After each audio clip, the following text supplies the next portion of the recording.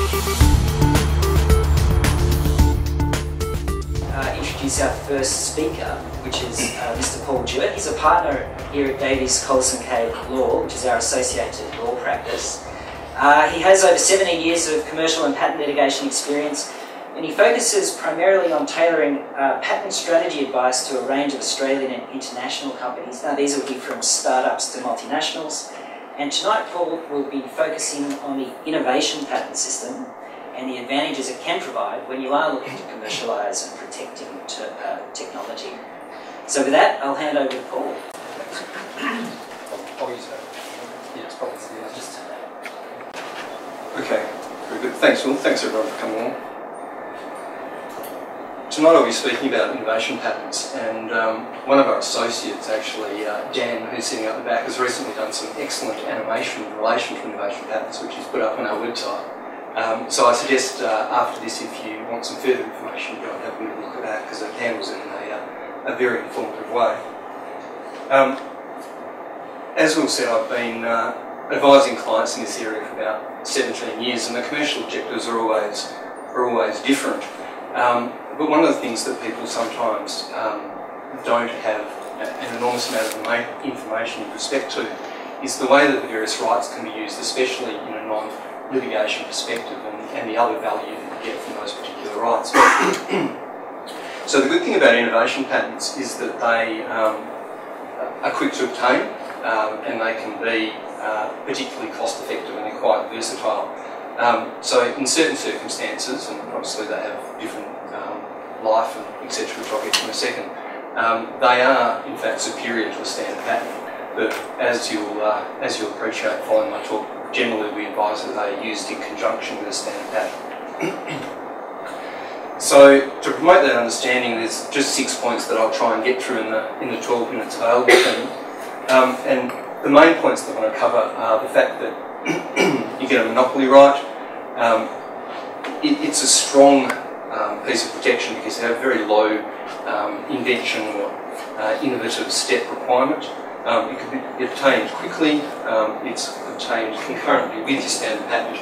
It's extremely commercially useful beyond its litigation potential, and it also provides a barrier to entry of people coming into your market. So the first thing to remember is that it's only in Australia, so this isn't something that you can pursue overseas. It's only things that are exploited within Australia, and exploit is the standard definition of exploit, so market, sell, import, all of that sort of thing. So when considering the patents, you've got to realise that it only protects you within Australia. The monopoly right that it provides, though, is exactly the same, which is something that clients find extremely attractive. So even when I'm advising ASX-listed companies, something they struggle with is the idea that when you have a monopoly right, then when you prove infringement, you get an injunction, and that injunction is of right. So you don't have to license it out, you don't have to do anything you don't want to do, it's your invention, and you can stop people from using that invention. Which obviously, if someone's coming to the market, if you then force them to leave the market, that's devastating for their particular business and gives you a massive commercial advantage. So the rights that you get in that regard are exactly the same as your standard patent. Of course, you only get it for 8 years, and what you need to do when you're looking at it is work out whether or not that 8 years is going to be particularly beneficial to you.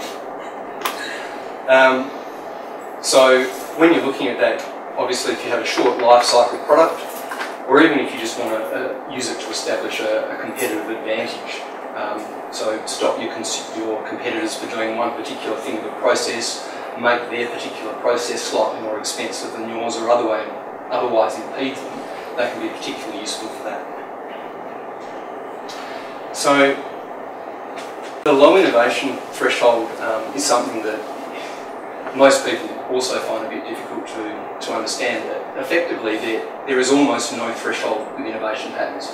So with an invention, one of the requirements is that it's not obvious, and that can be quite a difficult inquiry, basically. And because it's a difficult inquiry, when you're looking at these sort of when you're looking to litigate or somehow challenge these patents, it can cost a lot of money to look into those things. That doesn't exist with innovation patents. So what we have here on the right is a road post. It's made of spring steel, and this is the primary federal court case that deals with innovation patents in your innovative step. What it also has, remarkably, is a guide hole that tells you how deep you need to drive this into the ground. It has a very useful barb on the end that stops it coming out, and you can't see it, but it also has a reflector. So effectively what they're doing is they're using spring steel, which has a known property of being bendy, and they're making it into a post which is suitable for being run over so it springs back into shape. Now that was found to exceed the innovative step requirements. So you can see that the advance over the art that you need for an innovation patent is small, basically. So that's what it looks like. And that was tested both at first instance and in full court and found to be positive.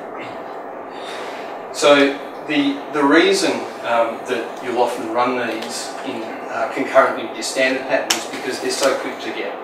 So your standard patent might take 3 or 4 years, and during that time you can't actually enforce that. You can retrospectively, once you've got the grant of the standard patent, you can retrospectively sue someone for infringement during the term. But you can't immediately get an injunction, etc., unless you've got a granted patent. So when you have an innovation patent as well, what you have is an immediate right, basically. So you can use that to sit in that period, and even if you don't enforce it, as we'll discuss later, what you have is a barrier to entry. So you have a granted right as opposed to a potential right, which sits there and which any other competitor will have to look at before they come into your market. So because it can be obtained so quickly, and for an invention which has a low inventive threshold, it's useful for reasons beyond its IP protection uses. Obviously, just having a patent is something that's extremely useful. Basically, you can get one in 3 months if you need to, so that will save us some time. And you don't have to certify it. It's a different process. So with your standard patent, you go through an examination process before you get a grant. With an innovation patent, basically it goes to grant, although it can't be enforced in that time. You can then choose to have it certified. Once it's certified, it can then be enforced. And it's very important that before you threaten anybody with your innovation patent, you make sure it's certified, because otherwise you will immediately fall afoul of the unjustified threats provisions. And in any event, as a general disclaimer, if you're thinking of telling anyone you're going to sue them, you should speak to us first, because you'll run into unjustified threats problems potentially. The benefits, obviously, of having an actual tangible right are that it's more likely to be something that investors will derive comfort from. Also, it can have the benefit of providing recognition, increased reputation, and if you license it or otherwise commercialise it, you can use it as a funding source.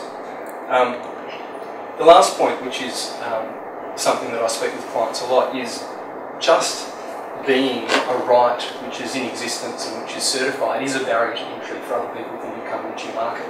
So if someone comes along to me and asks me, there's this innovation patent there, I'm thinking of going into this market, it seems to be something that reads onto my product, what should I do? I have to inform them that, generally speaking, there is a prospect of infringement. It might be strong or weak.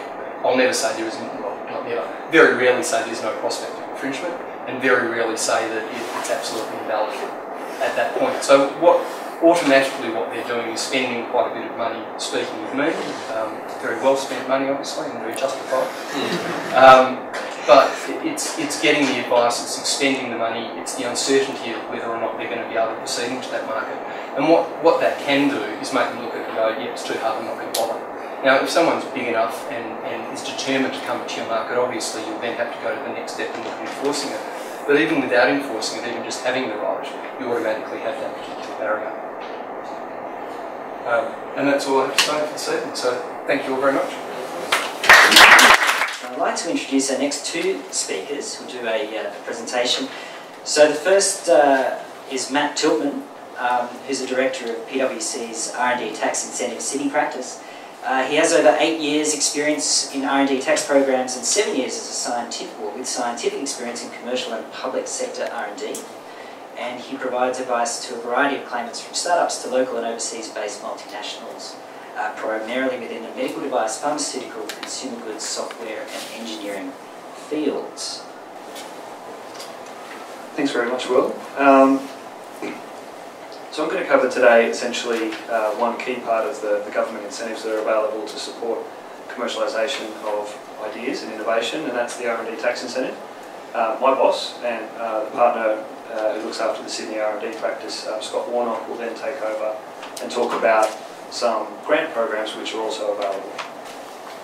So in terms of actually taking an invention to market, so this idea of commercialisation, what we often find is that the source of invention or idea can be many and varied, whether it's individuals, research institutes, academia and so on.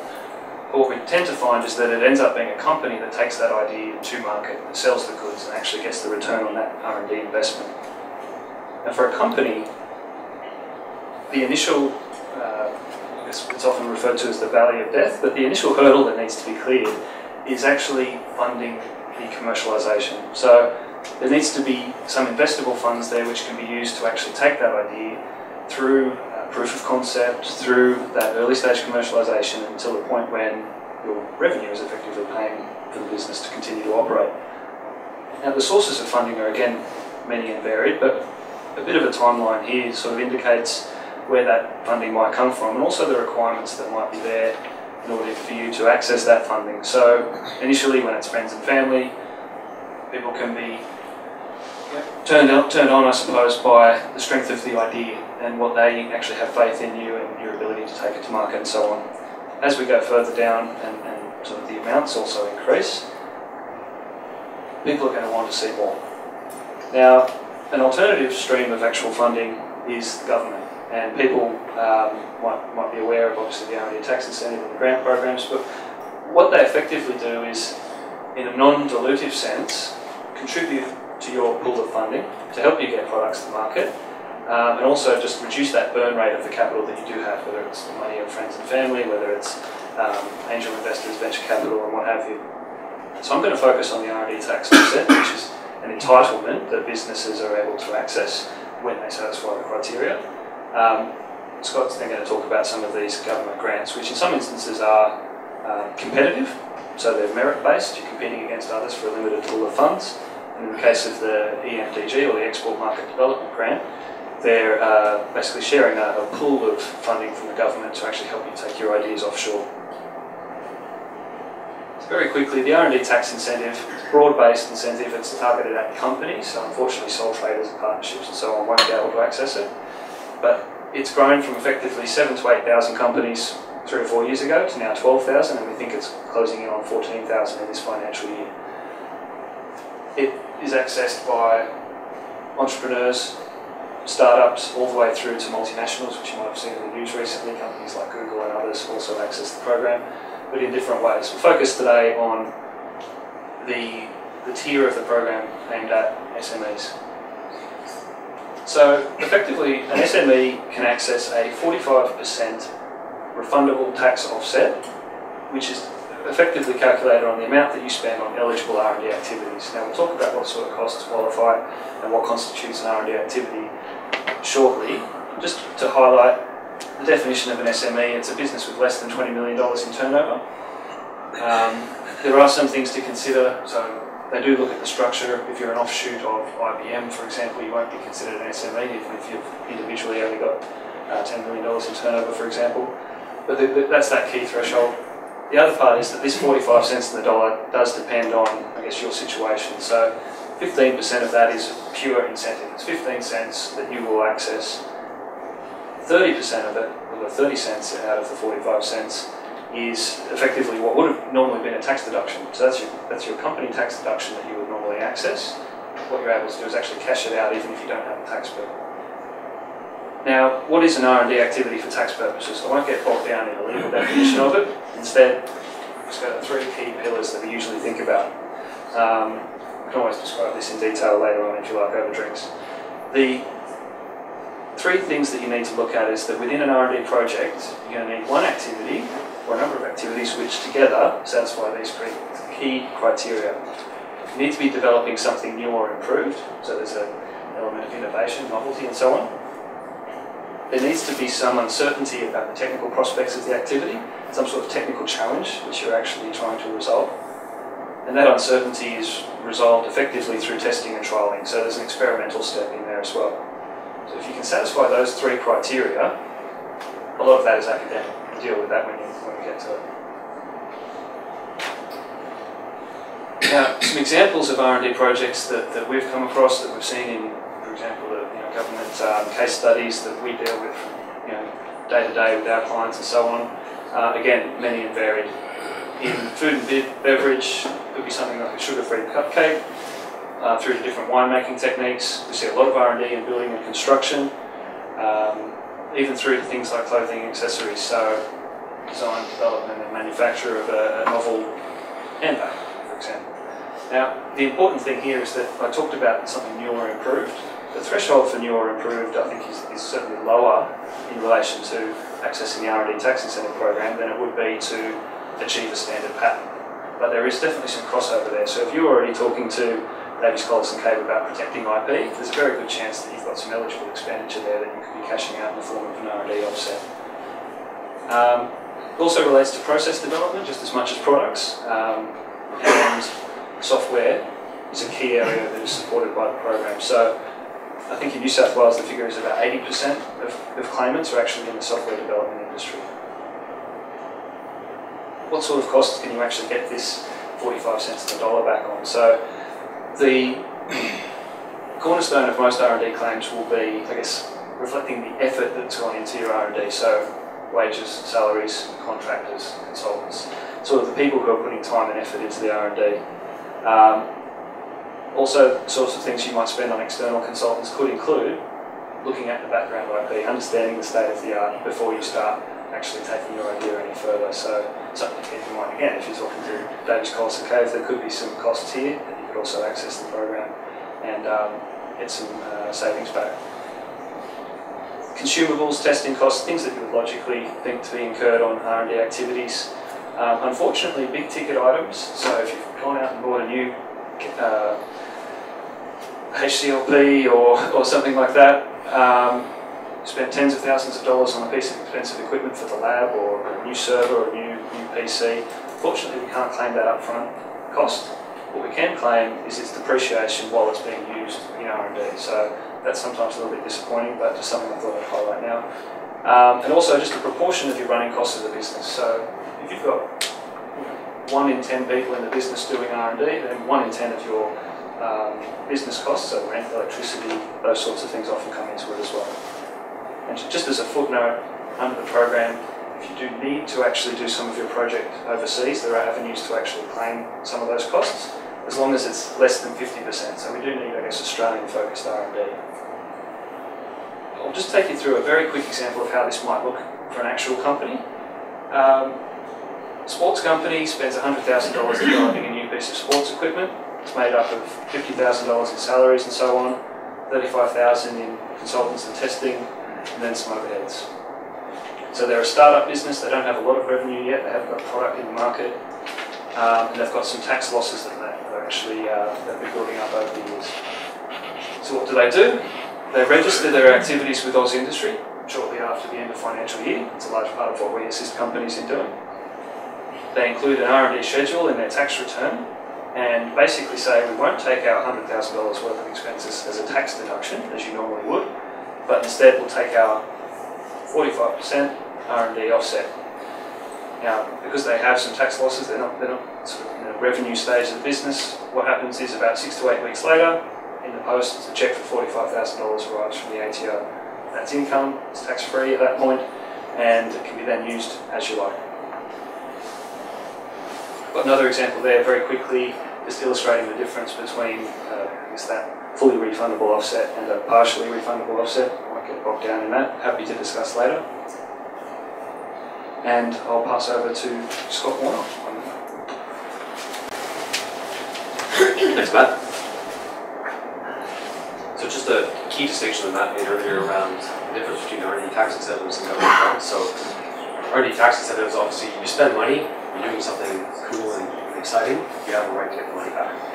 Government grants, as Matt mentioned, it's a bit of a beauty pageant, we call it, because literally you are against whatever other companies are putting in their applications at the time. So it does vary the competitiveness of... not loud enough? Yeah, better? The competitiveness of the program depends on who is putting the applications at the time. So it's something that we're aware of as we put them through, and I'll mention that a bit later. So the infrastructure, the reason we use that word is that if you read the objective behind the entire program. It's really to help companies grow. So when companies look at that, they think, give me money, right? That's what you're looking for. But the reality is they're there to advise you, right? So they have 100 private advisors that are basically consultants to the government that have their own startups, successful businesses that are there to help you grow. So the first three areas around the program are really focused on getting somebody into the business and advising you on how to grow that. And it can be connecting you with universities, for example, in terms of research collaboration. It could be connecting you with particular clients. So it's really quite diverse in that respect. So that is the entire focus of the program. And you can get grants up to $20,000 on a 50-50 basis, which is good. So if you're looking for that sort of advice, it's certainly helpful. And you do have to go through those steps before you get to the bigger money. And the accelerated commercialization is just, if you think of the old program, if anybody had exposure to it in the past, the Commercialisation Australia, or CA, was the old program, been around for many, many years. And so there was a lot of money available. A lot of our clients successfully got grants in that area. So if you think of this program, it's really rebranded with less money. So when the new government came in, they basically collapsed a lot of the grant programs and the money down into a very narrow pocket. So we'll focus from here on in around the accelerated commercialization, or AC, which is really, up to $1 million in funding. So that's where the real money is. So there's approximately $60 million available, which it's not an insignificant amount, but at the same time, it will dry up quite quickly. Grants of up to $1 million are available, but the reality is you don't have to put in for $1 million. It'd be somewhere between $0 and $1 million. So there actually is a fair amount of money available. We'll walk through the merit criteria later, but the reality is you need to have the other half of the money. So if you want $1 million, you could have $1 million somewhere, right? Whether it's in your pocket, in the bank, or whether it's funds from an investor. So that has to happen. If you think of the program, this is really meant to be post R&D. So you're already claiming your incentives, you've got the money, you've sort of proven, a high level that it works, whatever you're developing, and it's really to take you to the next step. This is meant to bridge that gap. It's not there just because you want some money. It's there because you can't get the other half of the money. You just need it to get over the line. That's the intent of the program. So think of it that way. You kind of have to be in the sweet spot to get the money. So we always, advise with caution when clients come to us to say, we're happy to take you through the process, but the reality is you got to be, spot on in terms of the eligibility criteria, because it can be a time-consuming process, and I always say quite an emotional process as well, because you go through all this effort and get to the end and they said, sorry, no money. So you really want to be sure that we go through that process, and that's what we help companies do, is ascertain, are you in the sweet spot or not at that particular point in time. So there is a two-step process. So there is an expression of interest, or EOI, which is a relatively straightforward short form that you have to put together, and that's really to look at it and say, are you in or are you out broadly? They give you a quick yes or a no, and then you go through the formal application process. So that's, I think it's a good step to go through, so you don't waste your time if it's not the case. Normally what we do with our clients is we actually bring them in and bring one of those advisors to actually, kind of toss around the idea to see whether or not we think it has legs or not. This is the key point here around the merit criteria, and the need for funding is absolutely critical. You need to show you have enough money, but not quite enough. So it's really in that sweet spot around, I have a bit of money, but if you just give me this, I can take this to market, I can go to the US, and I can access a different market altogether. If you think of the criteria overall, you're doing an elevator pitch in a way. Think of Shark Tank. You're there, and you're asking questions like, who are your customers? How are you going to get there? What are you going to do? Do you have the people to do it? That's really what this criteria is all about. The government's giving you money, right? And they want to know that they're giving it to the right people to be successful. That's what it's all about. So the actual application itself is very, very detailed around who's doing what and why, based on milestones at particular points in time. So it becomes very granular. But to be honest, if you haven't gone through that process already, you're probably not ready to go through that process at all. Just quickly on the expenditure, the reality is that there's a lot of overlap here between what's eligible under the R&D program and what's eligible under the grants program. One key distinction is probably around IP protection. So they want to know that you have IP or you're developing valuable IP. and secondly, that you're doing something about it to protect it. So really good forum here, spending money with DCC, get to the grants program, get half of it back. Great story. So I think this has become sort of obvious at this point, but really these are the things they're looking for. But you have to take them on the journey, right? Here's where you are today, and here's where you're heading, and how you're going to do it, right? They want to understand that. The business advisors are very blunt. You know, get them in a room, you say, this is what I'm doing, and they'll just go straight at you to ask you those hard questions. But there's no use wasting your time. You'd rather hear those questions now. It may hurt a little bit, but you'd rather get that across the line, understand it, and give them the information they need to make it happen. But it comes down to supplying information to back up what you've said in that actual form. And again, just quickly, so the other significant government grant is the Export Market Development Grant, or EMDG. This is really for companies that are pushing overseas and need some assistance to actually make that happen. So you know, you've got a great idea, perhaps you've already got sales in Australia and you're pushing it overseas. So you have people flying over there, staying over there, going to industry, trade shows. If that's really to help Australian companies get overseas. So you can get up to 50% of your cost back, up to $150,000. So it's quite significant. A lot of our clients actually claim both the R&D and the EMDG, but think of more marketing. So you're there, you need to engage consultants to understand market and how to actually sell your products into that market. So quite a valuable program. Different criteria, so you have to be at a 50 mil turnover, so a little bit different than the other programs. You do need a minimum of $15,000, which is, you can go back 2 years in the first year that you do it, so it can be quite a valuable process. And what you do, though, in terms of the application form is it's a bit of a paper pushing exercise. We've spent some money, here's some invoices, here's what we did. And justifying that what you're doing is actually marketing and it is an export of a product or service. And that in itself can be challenging if you're in the IT space, because they look at that and say, it's not a product, it's not a service, what is it? Okay. So we often work with companies to get through that. So that's pretty much it in terms of EMDG. So Matt said, certainly happy to answer any questions if anyone wants. Thanks very much.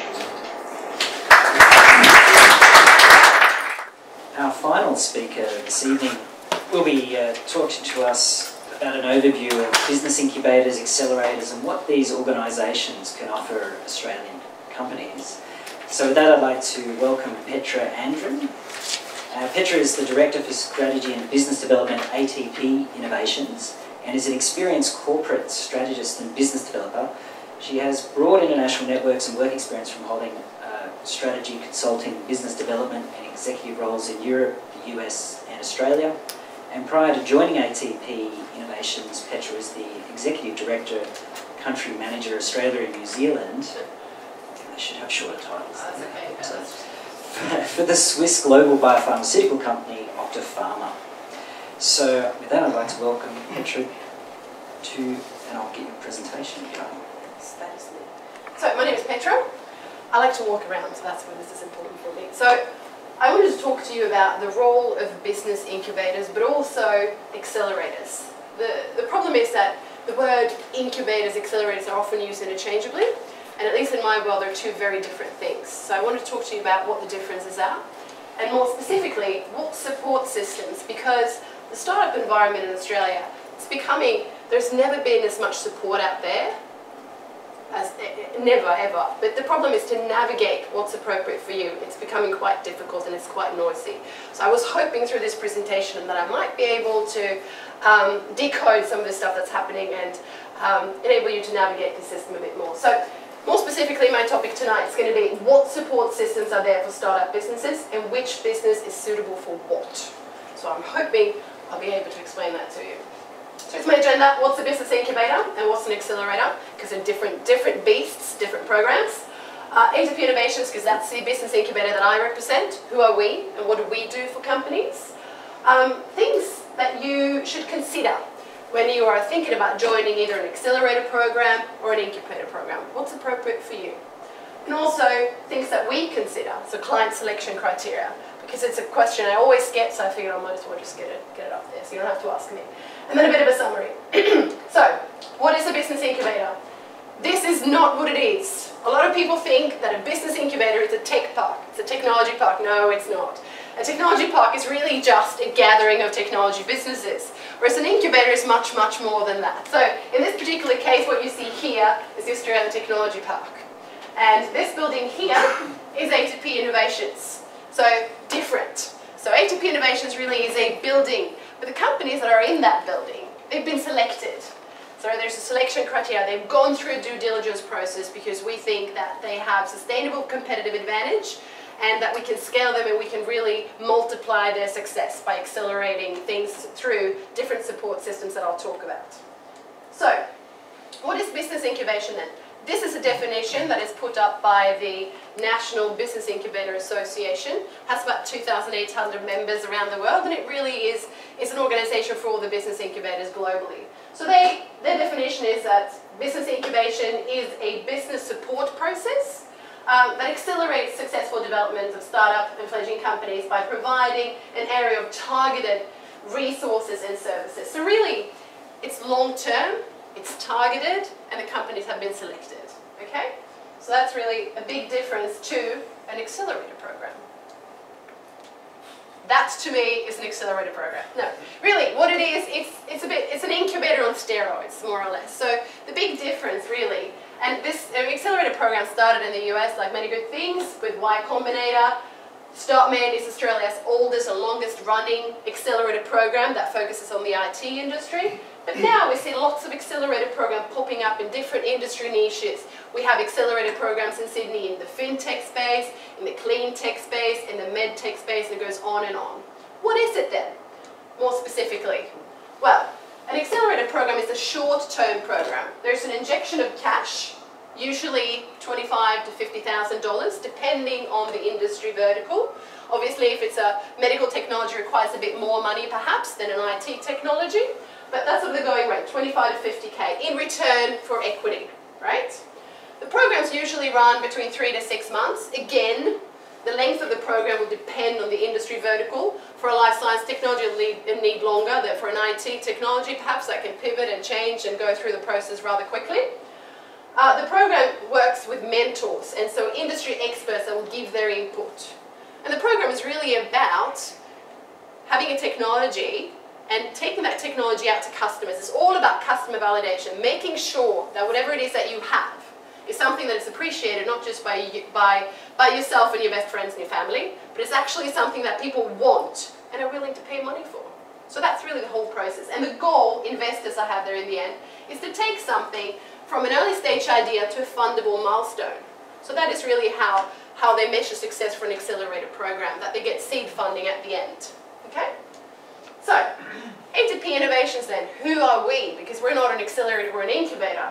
And to make it really complicated, we've sort of turned into an incubator that also runs and partners with accelerator programs. So whereas the incubator looks at later stage ideas where that product market fit has already been established, where there's a team and we know there's a clear path to market, the accelerators work as feeders to the incubator, if that makes sense. And so we have started to partner with accelerator programs around town in Sydney. There are numerous accelerator programs run by corporates and other institutions, and we partner with them. And we also run our own accelerator programs to try and boost certain sectors where we think that there are more ideas than perhaps we see through the application process to the incubator.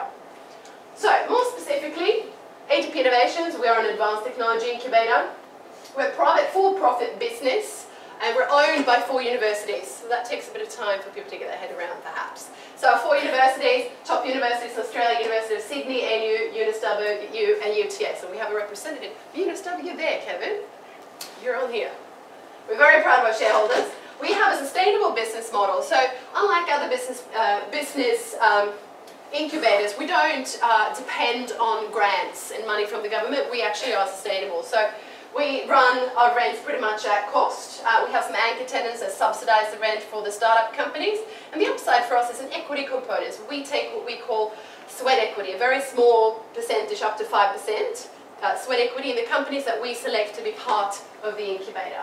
We're funded in 2000, and we work with public and private sector entrepreneurs to help them commercialise their R&D.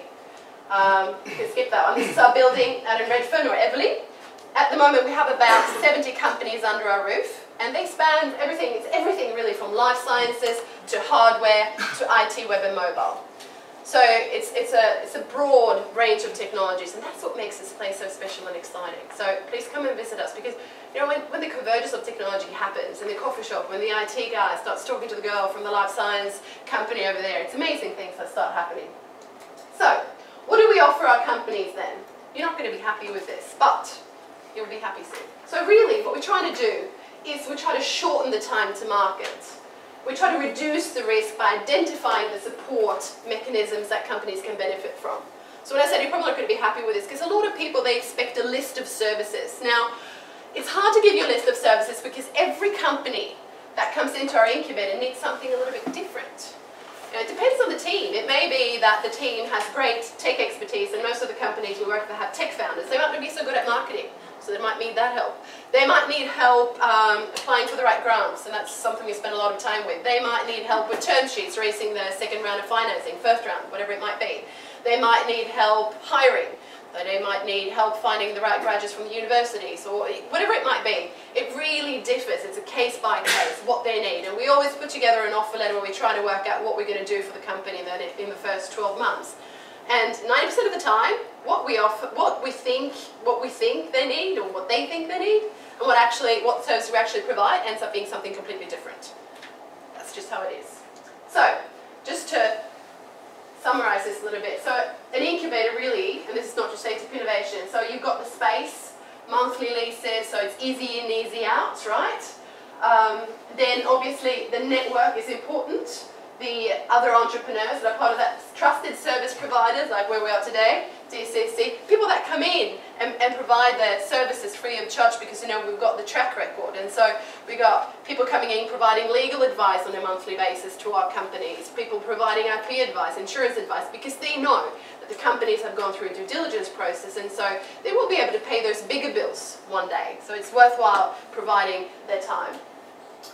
Investment network, of course, is very important. It's important for us. We have the connections with all the angel groups, also family offices that are popping up all over Australia, VC groups here domestically as well as overseas. It's very important for us to be able to connect our companies with those networks at the right point in time. And then, of course, the executive team and providing business mentoring services. So this is my slide where I brag. This is a bit of our track record. We have been able to raise about it's actually up to $125 million since 2006 in private investments, government grants, and our top 5 companies are worth about $100 million. And because of this track record, we were actually voted best incubator in the world by the National Business Incubator Association last year, which we're very proud of. But now, over to you. What are the things that you should consider when applying and joining either an accelerator program or an incubator, or whatever it might be? This subjective is what I think that you should consider. I think you should consider the stage that your business is at. Are you really early stage? Or are you later stage? Or are you a mature business but you got an idea that you might want to put through an accelerator program? Those are things you've got to ask yourself.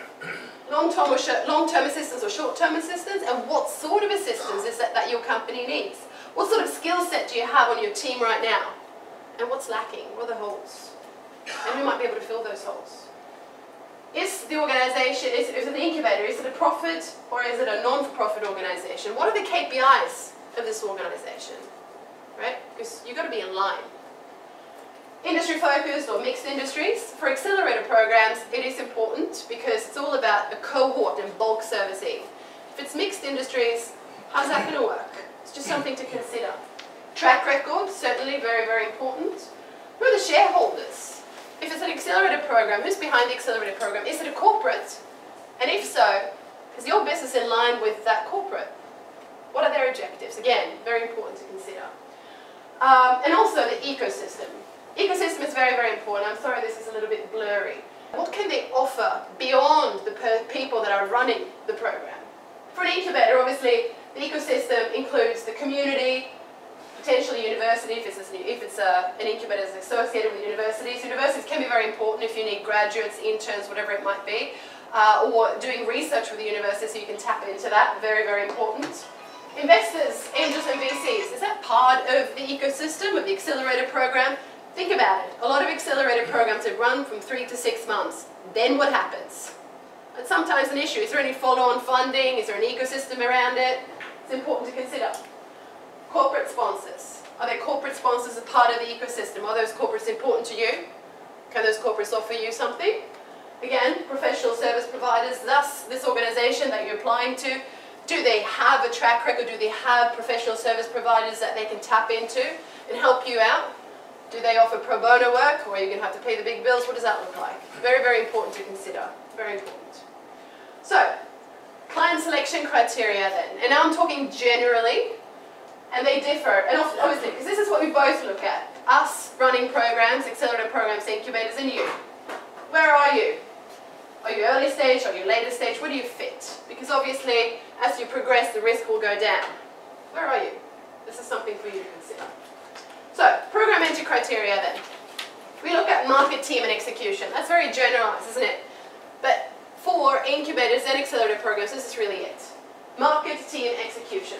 Sustainable competitive advantage, often through an IP position. Very important. Are you a lifestyle business, or are you a business that can really scale globally? If it's an accelerator program, if somebody's putting in money and want a return on that investment, they'd like to see that your business is scalable. And they're very nervous about your business not being scalable. So that's something to consider. Serious intent. So for us, if it's an accelerator program or an incubator, we want to make sure that whoever applies is prepared to spend 100% of their time on the business, because we're going to spend 100% of our time. So if it's somebody who wants to keep their full-time job and do this little bit on the side, we're not interested. It's not interesting for an accelerator program, it's not interesting for an incubator. The team, you'd be surprised. You'd be very surprised. Tech risk, team risk. In my experience, a lot of businesses fail not because of the technology, but because of dysfunctional teams. Because of founders that cannot agree, because vesting schedules not being agreed upon, etc. It's very, very important to have a team that has known each other for a long time, that are on the same page and have the same objectives and are in it for the long run. Very, very tricky. But it's something we look at. It's something that we weight very heavily, the team. We do not like one-man, one-woman bands. We like to see a team because it just de-risks the business. Coachable. Is the team coachable? Are they going to take advice on board? Just because we say something may not be right, and we're not saying that we're going to direct, you have to follow everything that we say, but we want to have a dialogue. We want to make sure that we can work with you. And that's true for an accelerator program as well as for an incubator. It's tricky with accelerator programs, something we often hear, because they suffer from what we call mentor whiplash. Because there's so many people telling them different things oftentimes. But it's really quite a skill to be able to listen to the right person, the person that's aligned with you. Right? And it's important to be able to work with other people. So, coachability. Proof of concept. For the incubator, as I mentioned, we look at things that are a little bit later stage. Accelerator programs take on early stage ideas, but it has to be beyond proof of concept. And all clients, and this is for the incubator, have to be able to be part of a network community, because if you're not, then you won't benefit from what an incubator can, or an accelerator for that matter, can offer you. You need to be able to feed off other people. So, in summary, hopefully I got the message across. So, incubators, they provide mentorship and access to funding. Access to funding. Incubators do not provide funding, but access. It's a little bit different, yes? To a selected number of companies, and it's long term. So incubators are there for the long run, not for 3 to 6 months, but for the long run, the life cycle of your company. Accelerator programs, again, think about an incubator on steroids. It's a short term, it's a capital injection, and it's a short term program. So it's really there to take an early stage idea to fundable milestones. It's like a pressure cooker to make it fail really fast or succeed faster than it otherwise would. And that cash enables somebody who has an idea and a full-time job to perhaps take a leave of absence and really try that out. Right? That's an accelerator program. What about co-working spaces? Lots of co-working spaces are popping up everywhere. That, I'd say, would be more for the explorer. You might be an explorer, you might have an idea, but you're not really sure if you want to be an entrepreneur, you're not really sure what it's about. Tons of co-working spaces that are out there. This is another way to look at it. Where are you in the pipeline? You know, a lot of support system around education, a lot of organisations providing education for entrepreneurs. Are you at the idea stage, prototype, or are you really around here? Are you a growing company already? And depending on where you're at there, the different programs that are out there to support you. This is something that's going to come out, and I'm sorry, because it's going to be launched in about 8 weeks. It's really a map for entrepreneurs. Don't look at it. It's a map for entrepreneurs to be able to navigate this really tricky system that I've been trying to tell you about. So hopefully what I've been able to communicate to you tonight is the difference between an accelerator program, an incubator, and a co-working space. What this is going to enable you to do is to see what support is out there for each different industry. And we've been working on this for about 1.5 years now, together with other people that are part of this ecosystem, and we hope to be able to launch this tool, which perhaps won't answer all of your questions, but some, in about 8 weeks' time. So, this is what ATP Innovations is about. We're about really being there throughout the life cycle of a company, from when a company has a product market fit and onwards. Accelerator programs earlier, we run both. I'm happy to talk to you at drinks if it was confusing, or if you want to have a bit more detailed information of what might be relevant to you and your particular company. Thank you. That's it for me.